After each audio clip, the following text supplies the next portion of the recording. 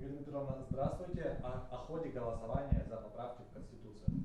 Добрый день, уважаемые избиратели. Сегодня на 15 часов проголосовало 311 426 избирателей, что составило 47%, 47,38%, что на 4% выше, чем сводка на 12 часов.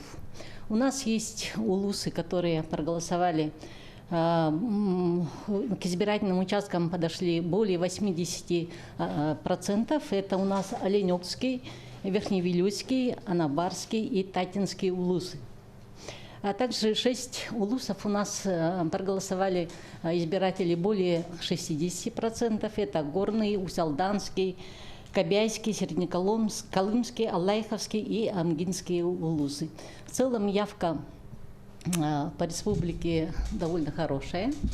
Так, и что хочу сказать, что у нас все участки с 8 часов, все 820 участков работают до 8 часов. И хочу сказать, что до 17 часов сегодня принимаются заявки для голосования на дому для тех, кто не может подойти на свой избирательный участок. И дополнительно хочу сказать, что у нас в городе Якутске в 42 избирательных участках установлены КАИБы, и в 117 во всех участках города Якутска ведется видеонаблюдение. Также 100% по республике у нас используется технология изготовления протоколов с помощью технологии с применением QR-кода. Ну, в основном